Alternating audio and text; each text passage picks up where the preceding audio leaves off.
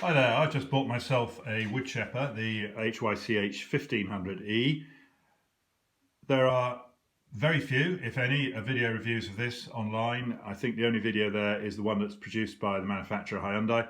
So I thought I'd put a little bit together and just try and give a little bit of information for anyone who's considering buying this product. So the battery comes in a little cardboard box. I've unpacked that already. Small 12-volt battery, same as you'd find on a motorcycle. And then this green bag here contains various other items. There's an instruction manual we're looking at the moment, and a toolkit which looks to include a box spanner for spark plug removal. I think this T-wrench here is to undo the clamping bolts when you need to replace the blades, and I guess the standard crescent wrenches for whatever. Pleasant surprise, which I wasn't expecting, was a pair of gloves for handling your branches. They're a bit basic, a bit crude, and you can buy better than that in Screwfix or somewhere, but they're free. So as with a pair of ear muffs, ear defenders, and finally also a pair of safety goggles. So I wasn't expecting any of that safety gear, and I think that's quite impressive little added touch. So having extracted the manuals out of the little parcel there, you can see that as is fairly common with this type of garden machinery, there's one manual for the engine, which is obviously generic, and then one that is specific to the chipper itself. This, as you can see, is a manual for the two different models, the 7070 and the 1500, different power levels obviously, but essentially otherwise very similar. And you can download these online, should I say, off the Hyundai website. So if you want to have a look through the manual first before you buy, that's an easy enough thing to do. Okay, inside the manual, two other nice touches which I wasn't expecting. You can claim a free gift, I don't know what, by going onto the website where you bought the item. And also there's a support line if you're having trouble putting it together or using it. One of my reasons for buying this particular model, apart from the price, was that Hyundai do a 3-year silver warranty, or platinum warranty I think they call it. You do have to register within 30 days though, otherwise it reverts to the standard 1-year warranty. I don't intend to video the assembly of this, I'll just do some reviewing once we've got the machine assembled. But I would note here just one thing. As it says, this machine is heavy. Its recommended assembly is a 2-person operation.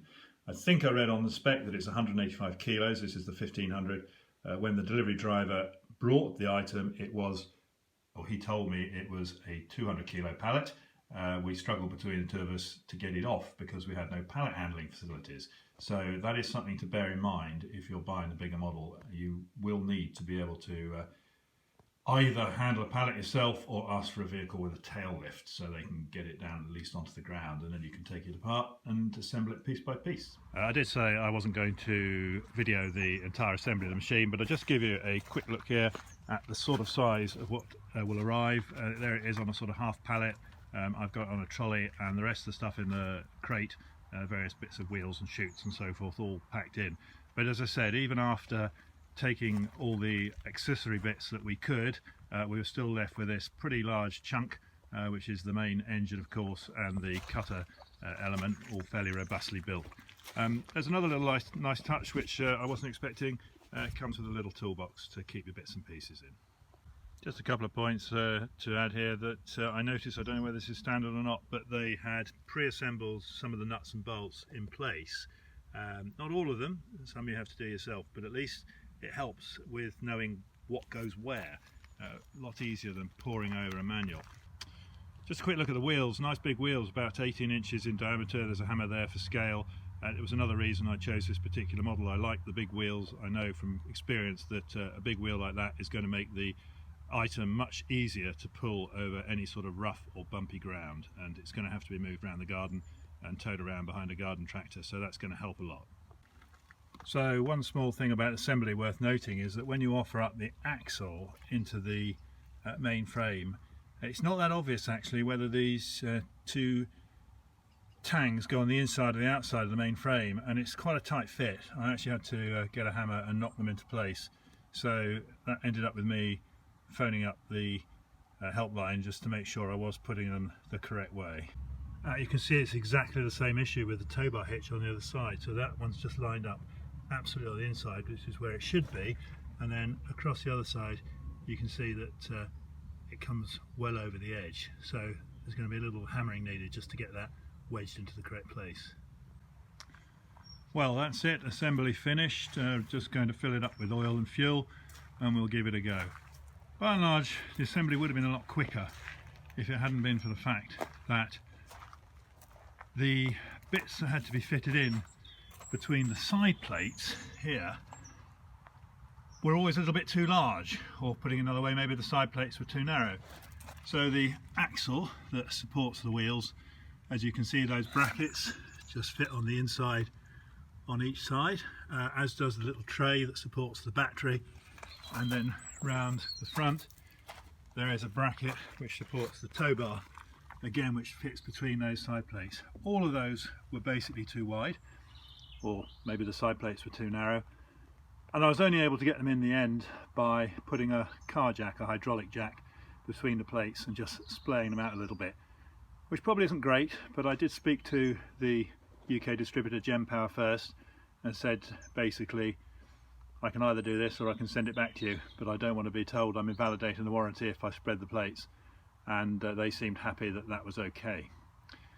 Similar problems with getting the chutes on. You can see these have bolts all the way around, 4 on the discharge chute here, and on the feed chute where there are 2 bolts holding the hopper on at the top and 3 at the bottom there, and basically the holes did not line up, which is a little bit frustrating.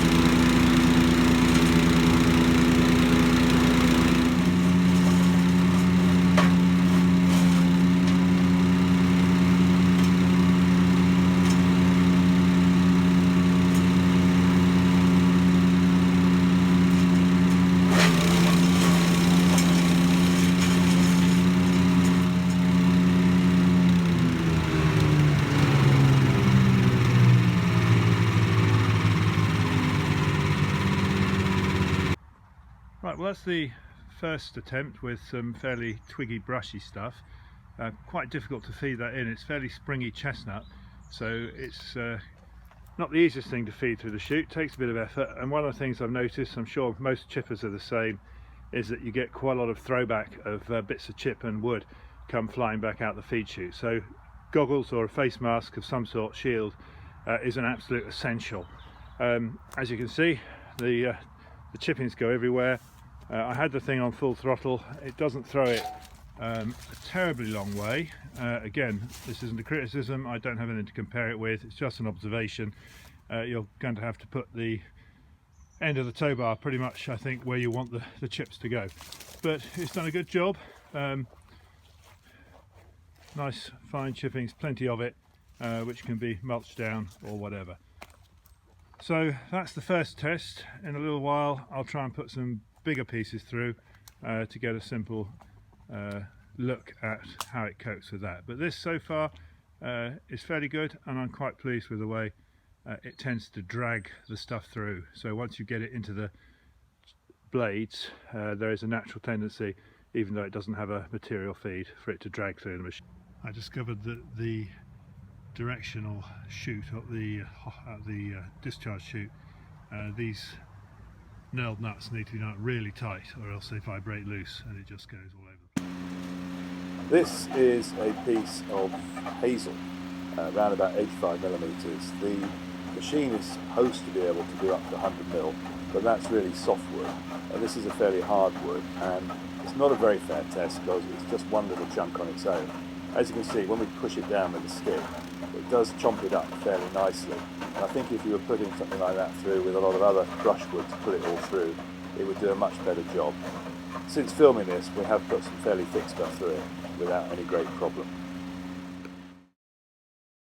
So there you have it, and I'll try and summarise a little bit now to finish off with.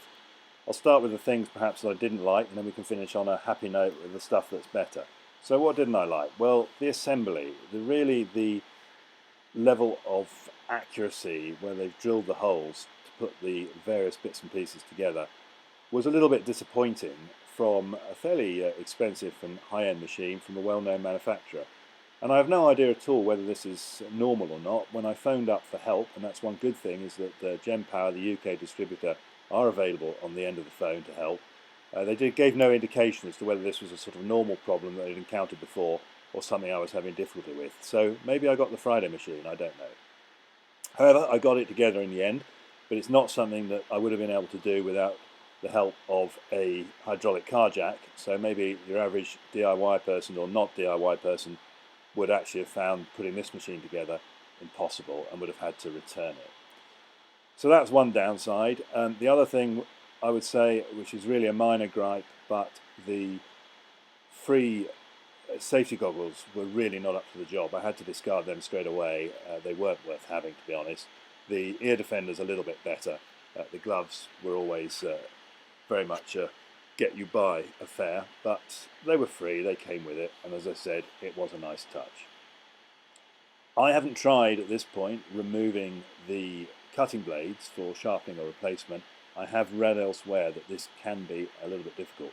By the look of it, you would have to remove that feed chute again. So again, the problem with the bolts not lining up and the bolt holes would be an issue. Definitely easier as a two-man job. I assembled it on my own. They recommend it's a two-man job, and to be fair, I think really it ought to be, but I managed to do it. In terms of the material and the diameter that it will feed, I'm pretty happy with it. My intention is to keep anything much over 3 inches in diameter for logs, so it's irrelevant really. I'm using it to put brushy stuff through, and it chews that up no problem at all. I found that with softer wood, my old Christmas tree for example, it happily chomped through a 4-inch diameter trunk from the tree, but when we were using some older harder wood, the hazel, around about 3 inches, it goes through it, but it takes its time and it doesn't half make a noise. So I think you have to be realistic about this.